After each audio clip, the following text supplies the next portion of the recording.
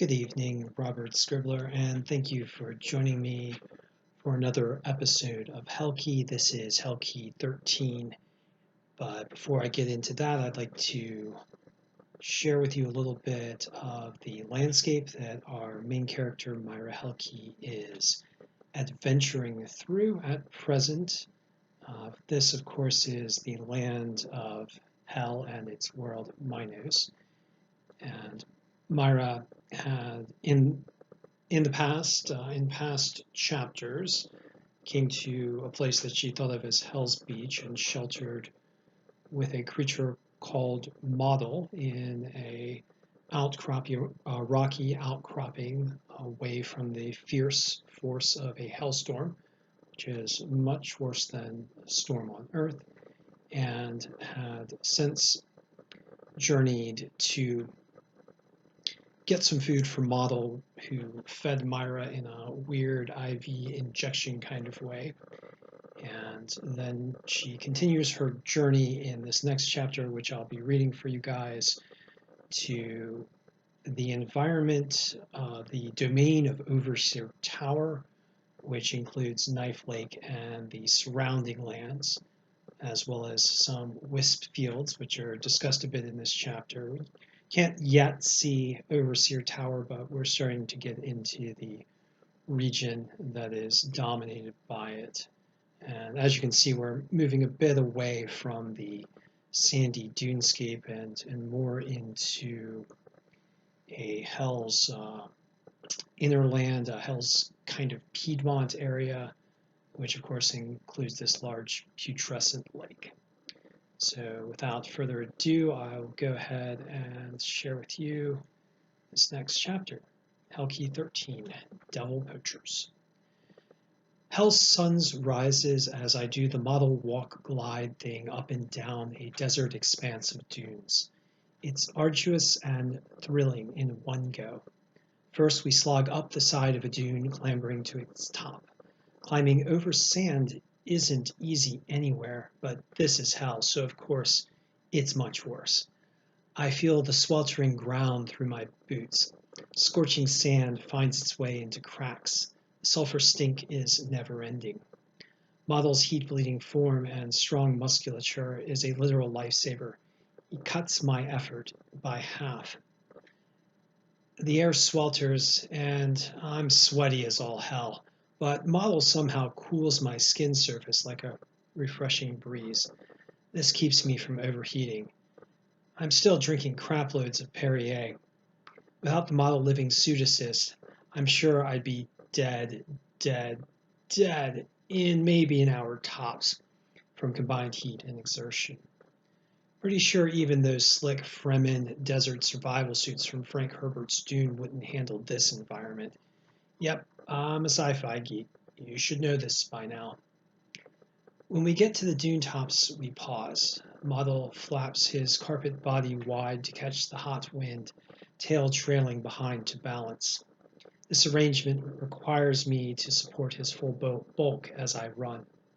But I don't need to go far before the weight comes off. Mottle's body attached to my back becomes a freaking powered hang glider. He flaps, cups the air. For maybe a minute, I'm airborne, skimming between 10 and 50 feet over hot, sulphurous ground. We fly down the slope and then on for another couple hundred yards.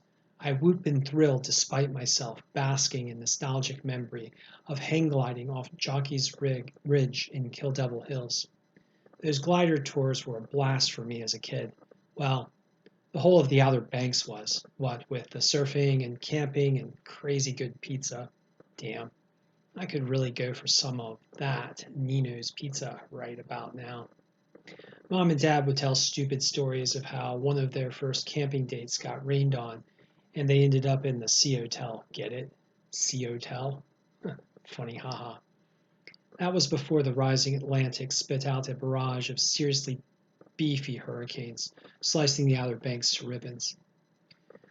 One of the first and smaller ones took out the Sea Hotel. Godzilla-type hurricanes followed. They must have rebuilt the damn causeway 3 times before giving up.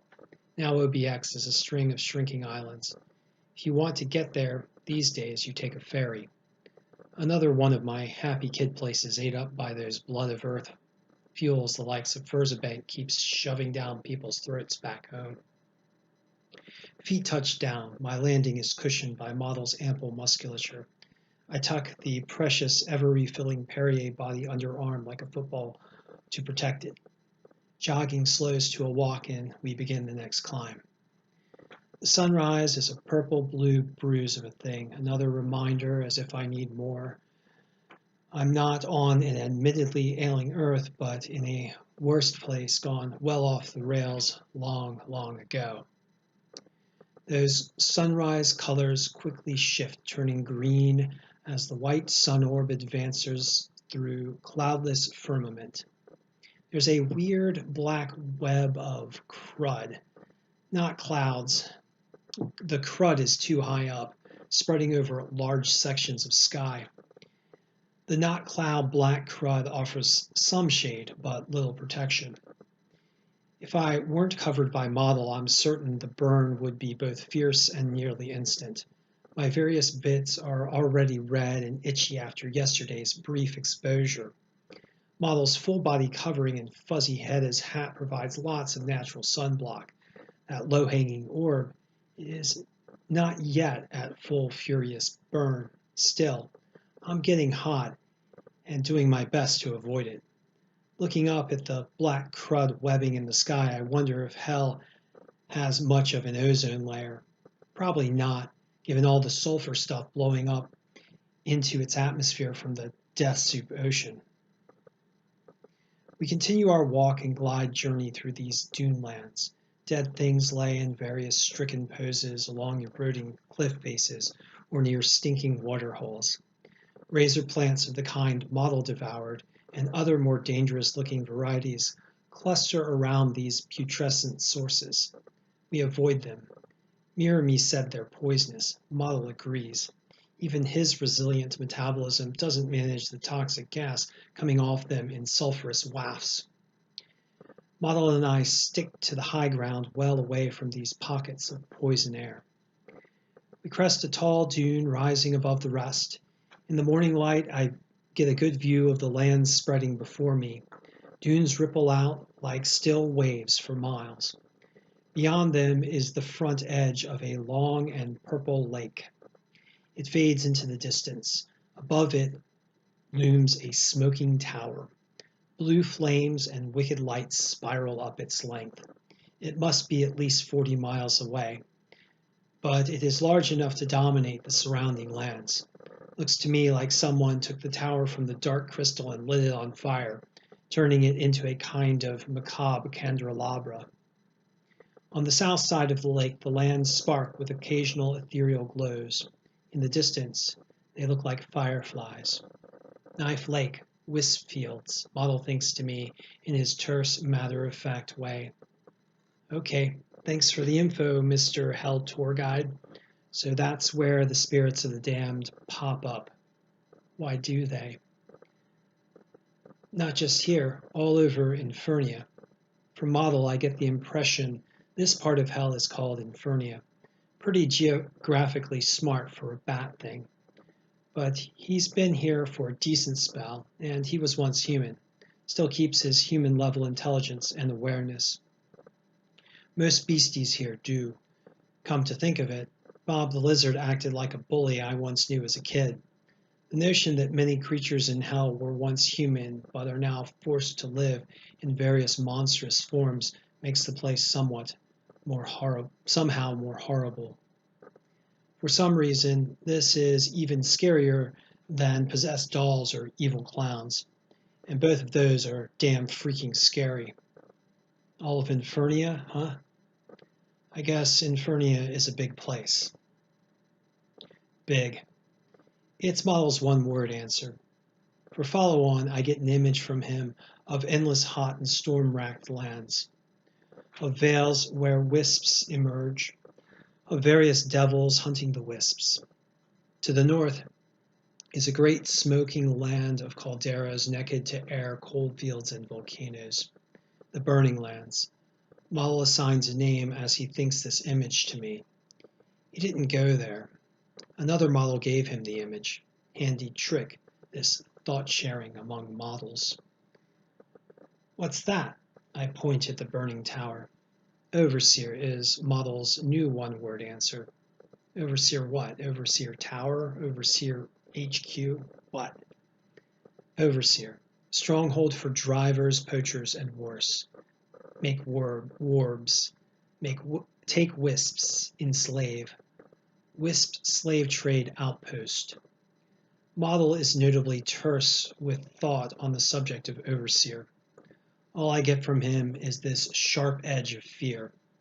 I look back over my shoulder at the near ocean lands we just departed. Sand dunes filled with skeletons, huge poisonous purple ocean prone to spitting up storms violent enough to flay flesh from bone in an instant. A deadly land far enough away from the wisp fields to offer some deterrent to the slave masters of Overseer Tower. Yeah, I'm taking a little name liberty here, so what? I'm kind of a hell pioneer. Deal with it. I look back over the purple lake to that burning, twisted metal finger. They'd be more occupied in the richer wisp fields near the lake. Clever model.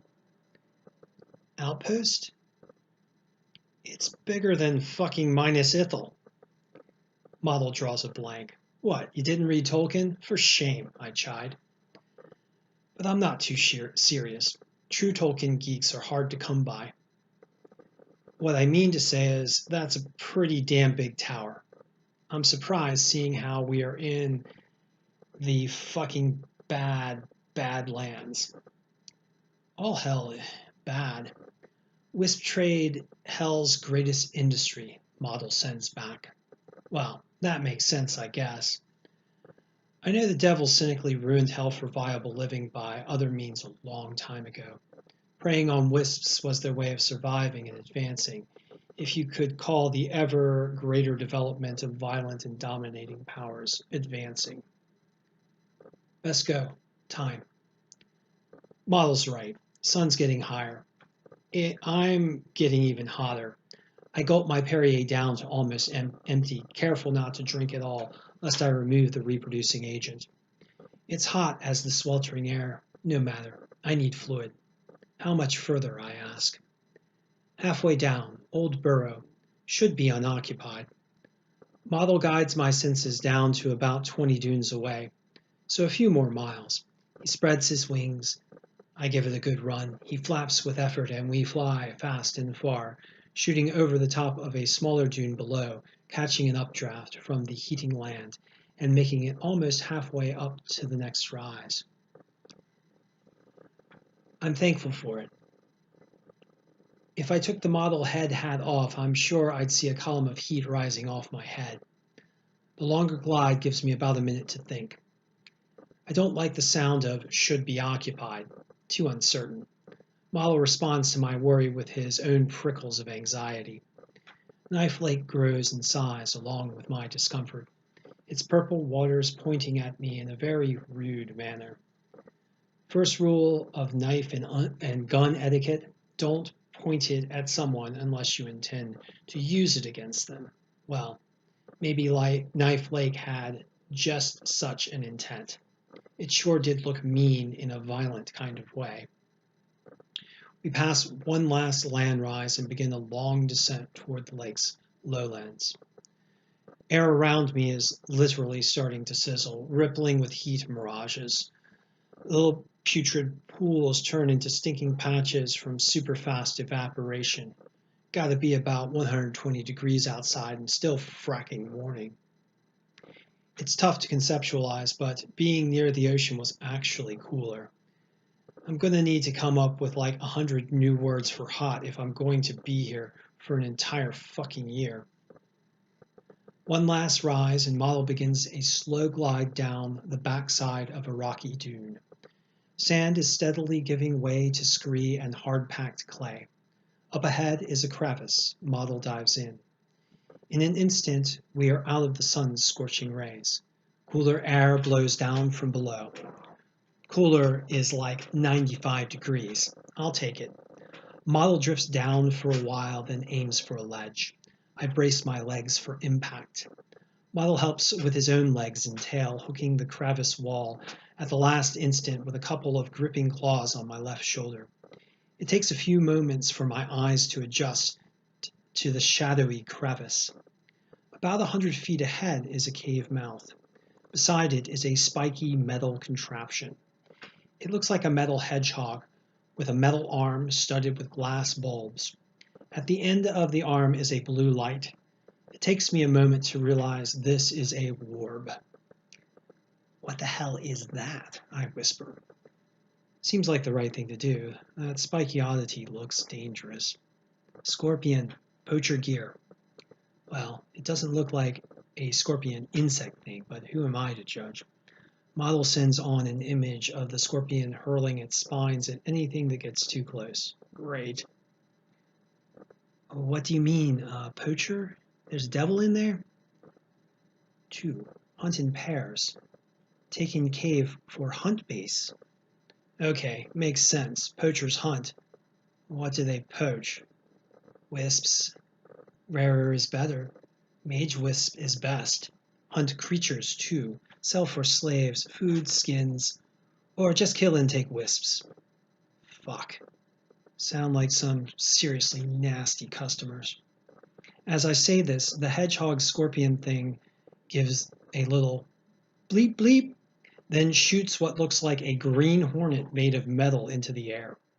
The hornet begins to do a cloverleaf flight pattern. Two of the glass bulbs on it have lit up with a red light which flashes over our location. The green metal hornet gives an angry buzz and shoots toward us with frightening velocity. The hedgehog makes a chunk chunk sound, and two of the spines fly toward us. They fall short, impacting into the crevice wall about 10 feet below us. The hedgehog whirs as it adjusts its aim. Sees us. That needs no explanation. Looks like it's time for me to do something. I glance at my name curse. Nearly full now. Good.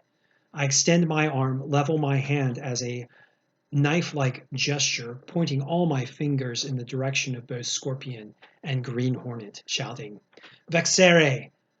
Verberare!" 5 white glowing missiles streak out. 2 explode upon the Hornet, knocking it to the ground. The other 3 riddle the hedgehog.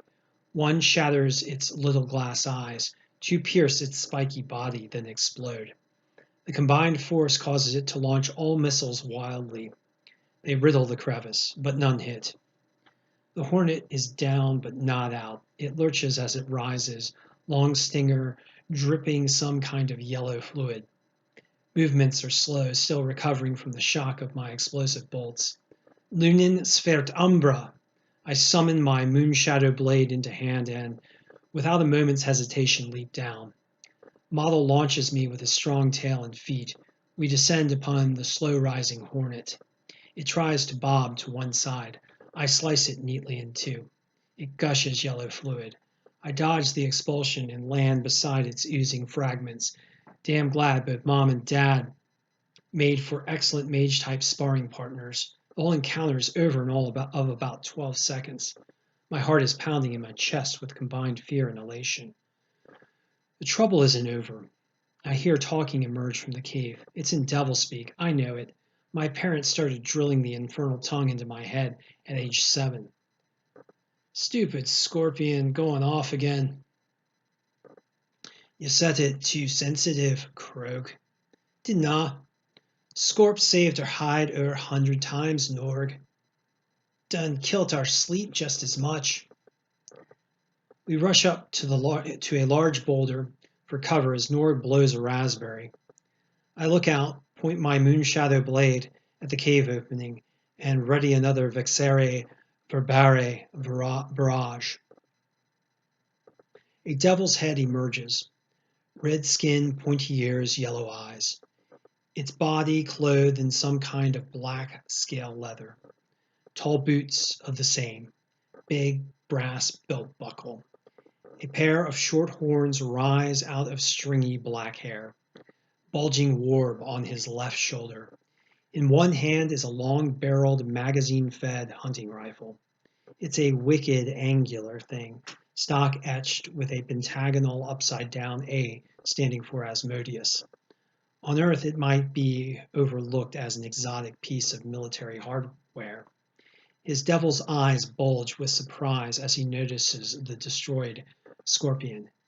Shit, he shouts as he starts to lunge back into the cave, fumbling with his weapon. I curse and point at him. Fuck, I say as the devil scrambles back, trying to adjust his weapon. He hasn't seen me yet, thank the freaking gods. I wanted to catch both of the evil bastards before further out from the opening. I take the shot anyway. Vexere, vaporare! 5 more missiles form from sparks in my name curse, grow into white bulges of energy, and shoot down the length of my light and shadow blade toward the devil. He scrambles around the corner. The missiles make the turn after him as he dives. 2 explode upon his warb. The first cracks it, the second scatters its pieces. The rest leave scorch marks across his torso. Croak! Croak! Norge is shouting from inside the cave. I am pretty sure Croak has croaked. Mottle vibrates, emitting an ultrasound pulse. It pings down into the cave, then bounces back. Only 2. 1 is dead. Many captives, more victims. He thinks to me, letting me know there aren't any more of the damn poachers. I filed the other info for later. There's still a fucking devil down there after all. I scramble away from the boulder, checking my name curse. Not enough energy for another Vexere barrage. The stuff is taxing but crazy lethal. So I'm down below half right now. The cave opening flashes with light. Wisps whirl and rise out from it, caught in the tide of my name curse. They rush toward me in ethereal flows. Mottle lifts away from my back. My footfalls scramble over loose scree. I see his cloaked body fly above me. He flits into the cave entrance edge on and quickly blends with shadow. I can see Norg now.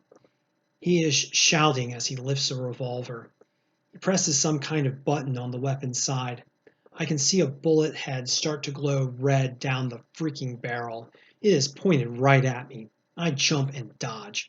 The hammer falls. A mini fireball streaks toward me. The fireball hits the ground beside me and explodes. Clepius! I shout as I jump. My name curse sparks. A brief field of force envelops me, redirecting most of the explosion. It still lifts me off my feet, hurling me to one side. I land and roll, scuffing my elbows, but not much worse for wear.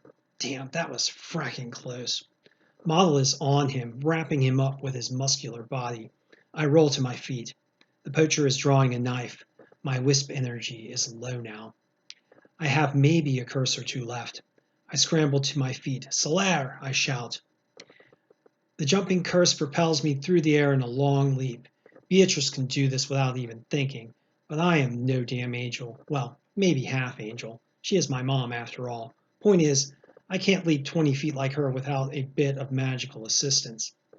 I bound through the air, shoot into the entrance, do an unintentional flip as the force of my magic carries me. I land, bringing my shadow blade down on the poacher's neck. It slices clean through. The knife he drew falls with a clatter. Mottle is safe. Mottle unfurls from him, flapping onto the cave wall. Wisps are rising up from sundered warb and devil bodies. The dark of my shadow grows as 7 more slither in to join Bob. 4 lighter wisps spark and crackle as they enter my name curse. Croak's warb is empty. All are now within the strange haven my name curse makes for them. 9 light wisps, 8 dark ones. For a moment, I wonder how Asmodeus became so good at ensnaring the non-malign in a hell that originally only drew in darker souls. I file this thought for later. Lowering my moon shadow blade, I slice through the warb on Norg's shoulder. 11 more wisps streak out. 9 of these are dark. My shadow again grows.